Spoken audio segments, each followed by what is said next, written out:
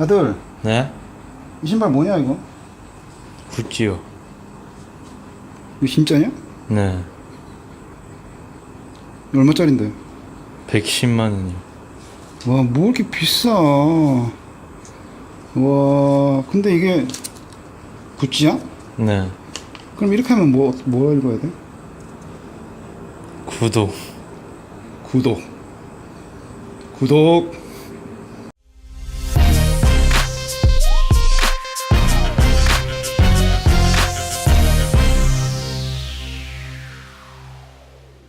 콘도미니엄 하면 우리나라에서는 보통 놀러가서 이용하는 호텔을 얘기하죠. 주로 뭐 관광지나 바닷가나 스키장에 콘도가 몰려있죠. 그런데 외국에 나가보면 콘도미니엄의 뜻이 다릅니다. 이렇게 사전을 보면 개별 소유주에 속하는 주거라고 되어 있죠. 콘도의 뜻은 개별 분양이 가능한 주거 형태의 건물을 말하네요. 딱 우리나라 아파트죠. 우리나라도 아파트를 콘도라고 불러야 할 것 같은데 우리나라는 아파트라는 외래어가 정착이 되어 버려서 뭔가 잘못된 것 같은데 이제는 바꿀 수가 없죠. 자이 아파트, 현대 아파트를 자이 콘도, 현대 콘도라고 하면 이상하죠. 아무튼 아파트의 뜻을 위키피디아에서 찾아보니까 뭐 미국 같은 경우 건물 소유주가 한 임대 단위를 의미한다. 말이 좀 이상한데 건물을 한 소유주가 가지고 있고 집을 임대만 한다. 그런 뜻 같은데요. 같은 영어라도 나라마다 외래어 정착할 때 의미가 조금씩 바뀌니까 일단 다른 나라는 모르겠고요. 저는 태국에 대해서 얘기하니까 태국에 대해서 얘기해 볼게요. 태국도 이렇게 아파트처럼 생긴 건물을 콘도미니엄 아니면 콘도 이렇게 부릅니다. 개별 분양이 가능해서 개인이 분양받아 살 수 있는 그런 형태죠. 요즘 콘도는 대부분 이렇게 시설도 좋고 대형 수영장도 이렇게 다 갖추고 있고요. 한국의 최신 아파트만큼 잘 되어 있습니다. 원룸형의 작은 집부터 방 4-5개 이상 대형 콘도도 있고요. 방콕은 시내권 원룸형 콘도가 보통 한 7천 정도에 시작합니다. 비싼 건 몇십억이 넘어간 것도 있습니다. 얼마 전 새로 지은 이 마하나콘 테트리스 빌딩이라고 하는데 여기 중간에 있는 여기 콘도가 수십억이라고 합니다. 시내 엠포리움 타워 여기도 20억 정도 한다고 하는데 저는 여기 살 계획이 없으니까 정확하게는 모르겠습니다. 아무튼 정리하면 우리나라 아파트와 같은 개념이 콘도 혹은 콘도미니엄입니다. 그럼 아파트먼트는 뭐냐?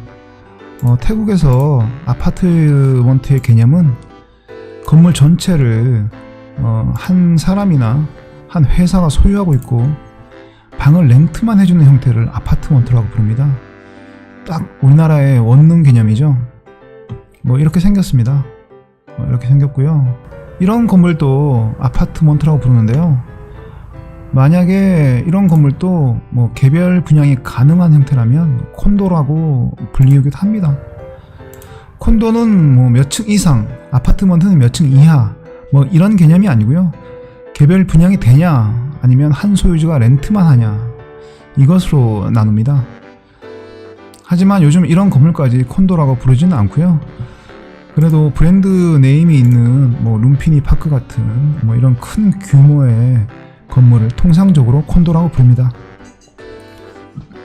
10년 전쯤인가 아주 오래전에 한 태국 사람 집에 방문한 적이 있는데요. 가기 전에 자기 집은 아파트라고 해서 좀 잘 사나 보다라고 해서 따라갔는데 이런 집에 데려가더군요. 네, 그때 문화 충격 좀 받았습니다. 이런 집도 아파트라고 부릅니다. 혹시 태국에 와서 태국 사람에게 나 한국에서 아파트먼트에 산다, 아파트에 산다 이렇게 얘기하면 이런 집에 사는 줄 오해할 수도 있으니까 한국에 콘도에서 산다 이렇게 얘기하시는 것이 더 좋을 것 같습니다. 그리고 레지던스라고 부르는 주거 형태도 있는데요. 태국에서는 보통 호텔인데 주방이 있으면 레지던스라고 부릅니다. 호텔 이름에 레지던스가 붙어 있으면 주방이 있다 이렇게 보시면 됩니다. 그리고 여기는 포윙스 레지던스인데요. 콘도를 레지던스라고 하는 경우도 있습니다. 보통 호텔 회사에서 지으면 레지던스라고 이름은 짓는 것 같은데 레지던스의 정확한 개념은 없습니다. 그리고 태국에 오시면 길거리에서 이런 형태의 건물을 흔히 보실 텐데요. 보통 도로 옆이나 번화가 쪽에 이런 형태의 건물이 많은데 상가형 주택입니다. 1층은 가게로 쓰고 2, 4층은 주거를 할 수 있고요. 1층부터 전층을 모두 영업장으로 만들 수도 있습니다. 이렇게 마사지들이 이런 건물에 많죠. 이런 건물을 득태우라고 하는데요. 득은 건물, 태우는 줄, 건물이 줄 서 있다 이런 뜻입니다. 사실 득태우의 의미는 좀 넓어서요. 꼭 상가 건물이 아니라도 무반 타운하우스 같은 것도 득태우라고 부르기도 합니다. 하지만 요즘은 이렇게 상가 건물 이걸 보통 득태우라고 부릅니다. 자, 그러면 일반 주택 얘기를 할게요. 태국어로 집, 하우스는 반입니다. 이런 집도 반이고요. 그리고 이런 집도 반이고요. 이렇게 이게 이제 태국식 옛날 집이죠. 아직도 시골 가면 이런 집이 많습니다. 이런 집도 반입니다. 보통 이런 가정집, 단독주택 보통 반이라고 부릅니다. 그리고 이렇게 좀 안 좋은 집이죠. 물 위에 있는 집, 이런 집도 다 반이라고 부릅니다. 제가 살고 있는 집처럼 게이트를 통과하고 집들이 모여 있고 관리 사무실이 있는 집을 무반이라고 하고요. 무반 중에서도 건물을 통째로 지어서 집을 나눠 놓은 형태를 무반 타운하우스라고 합니다. 아무래도 건축비가 덜 들어가기 때문에 일반 주택보다는 좀 더 싼 편이죠. 위치와 규모에 따라 다르지만 방콕에서는 보통 1억에서 한 3, 4억 정도 사이에 형성되어 있습니다. 그리고 무반인데 집을 각각 지은 단독주택 형태를 무반 싱글하우스 또는 무반 콘디오라고 합니다. 이런 집들이 조금 더 비싸죠. 제가 방콕에서 집 보러 다녀본 바로는 한 2억 정도에서 수십억까지 정말 비싼 집은 한도 끝도 없더군요. 그런데 무반 싱글하우스 중에 2, 3억대의 싼 집은 좀 저한텐 별로였습니다. 보통 이렇게 2층밖에 없고 1층에는 거실, 부엌, 그 다음에 2층에 방에 다 몰려 있어서 가족들 간의 프라이버시 지키기가 좀 힘들겠더라고요. 저도 무반 싱글하우스를 구하러 다녀봤는데 마음에 드는 집은 최소 10억이 넘어가서 일단은 포기했습니다.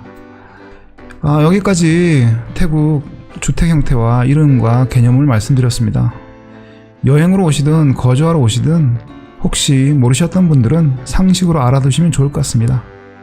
혹시 제가 잘못 알고 있는 게 있으면 밑에 댓글에 정확한 정보를 좀 주시면 고맙겠고요.